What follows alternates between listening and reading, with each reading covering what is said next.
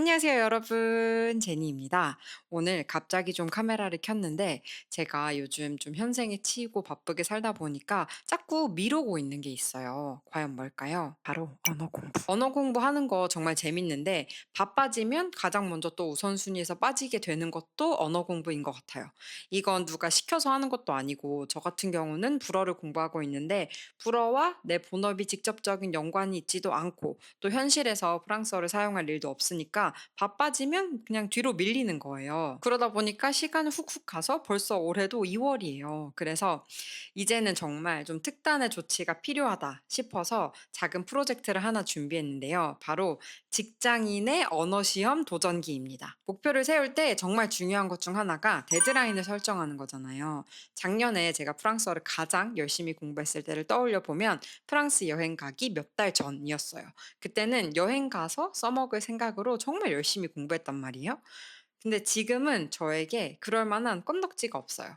제가 하는 일이 프랑스어와 관련이 있는 것도 아니고 당분간은 뭐 프랑스어권 국가로 여행 갈 계획도 없어서 자꾸 이렇게 늘어지는 제 자신을 발견했어요. 그래서 이제는 정말로 무언가가 필요하다고 생각을 했고 약간의 강제성과 어느 정도 쫄리는 그런 마음을 부여하고자 들어는 봤지만 이전에는 시도할 엄두를 감히 못 냈었던 프랑스어 델프 시험에 도전을 해보려고 합니다. 이렇게 마음먹은 순간부터 결과까지 한번 영상으로 담아보려고 하는데요. 그동안 언어 공부해야지 하면서 딱 할 목표가 없어서 미루고 계셨던 분들, 특히 직장 생활 하시면서 언어 시험 준비하고 싶으셨던 분들, 저랑 같이 한번 해보셨으면 좋겠습니다. 제가 고른 델프라는 시험은 프랑스 교육부에서 공식적으로 인정하는 프랑스어 능력 시험이에요. 배앙 이상을 취득하면 프랑스 대학 입학이나 비자 신청에 활용할 수 있다고 해요. 뭐 그런 일이 있을 것 같진 않지만 일단은 그렇다고 합니다. 이런 시험이 있다는 건 이전부터 알고 있었는데 구체적으로 어떤 시험인지에 대한 정보는 하나도 없는 상황이에요. 그래서 정보 수집 먼저 해볼게요. 첫 번째로 이게 뭐 듣기인지 말하기인지 읽기인지 쓰기인지 아무것도 몰라요. 그래서 시험에 대한 정보를 먼저 찾아보고 두 번째로 언제 어디서 시험 볼 수 있는지 중요하죠. 그리고 세 번째로 그럼 어떤 루트로 공부하는 게 효과적인지, 효율적인지 이런 거를 좀 알아보려고 하는데 웹사이트랑 뭐 유튜브, 챗GPT 다양한 방법으로 검색하면서 정보 한번 수집해 볼게요. 일단 챗GPT한테 한번 물어볼게요. 프랑스어 델프 시험에 대해서 설명해 줘. 일단 챗GPT가 설명해 준 내용을 보면 일단 시험은 듣기, 읽기, 쓰기, 말하기 다 평가를 하고 각 레벨에 대해서도 설명을 해주는데 제가 도전하고 싶은 레벨은 이 B1, 배앙이라고 하고요. 일상생활에서 자연스럽게 대화 가능, 의견 표현, 경험 설명, 계획 말하기 가능. 이 정도를 지금 이번에 목표로 한번 해볼까 합니다. 나는 현재 시드니에 살고 있는데 어디서 시험을 볼 수 있어?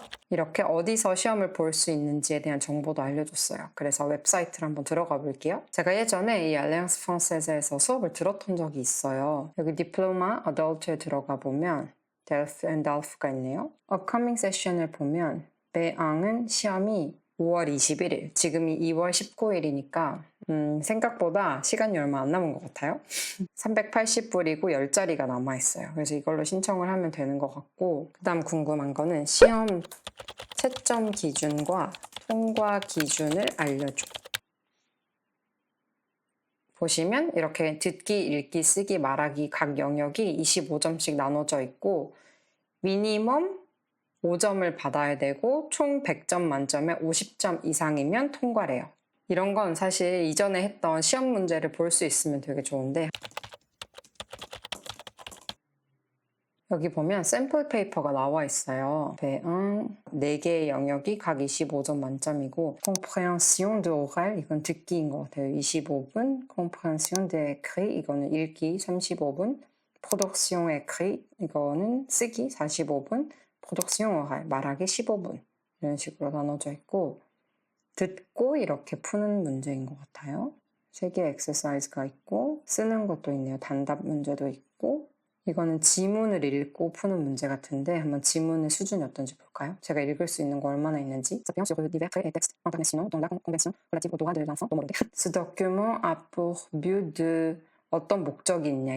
이 글이 어떤 목적으로 쓰여진 거냐? 총 몇 분이었지 읽기가? 35분 문제인데 이런 지문 하나, 이렇게 이 지문 하나, 이 지문 하나 이렇게 두 개를 해야 되네요. 쓰기 주제. À votre avis, quels ont été le ou les changements les plus importants de 20 dernières années dans votre pays? 긍정적이었냐, 부정적이었냐? Vous écrit un texte. 오케이. 어렵죠? 근데 160에서 180점이 그렇게 길진 않은 것 같아요. 그리고 말하기. 주제는 Vous parlez de vous, 잘 모르겠지만 이런 식으로 어느 정도 시험이 어떤 내용인지 대충은 이제 알 것 같아요. 얼마나 준비를 해야 되는지.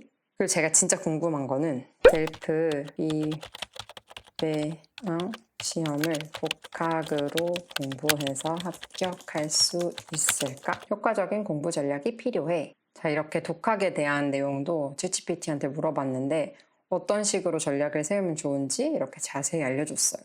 예상 공부 기간이 초급자는 4, 6개월, 중급자는 2, 3개월인데 저를 이제 중급자라고 제가 혼자 생각을 하면서 2개월에 최대한 해보자 라는 마음을 가지고 공부를 해보려고 합니다. 일단 이렇게 제 노션에 델프 배양이라는 페이지를 만들었고 하나씩 정리를 해볼게요. 새로운 페이지를 만들어서 여기는 이제 Basic Information 시험에 대한 간단한 정보 챗GPT가 말해준 거를 정리해서 넣을 거예요. 일단 점수 구성이 어떻게 되는지 넣고 그 다음에 이 독학 전략도 한번 복사해서 넣어볼게요. 제가 지금 찾은 정보 중에 중요한 거는 이제 시험이 어떤 내용으로 구성이 되어 있는지 그리고 몇 점을 맞아야 통과를 할 수 있는지 그리고 시험이 언제인지 이거 제일 중요한 정보인 것 같아요.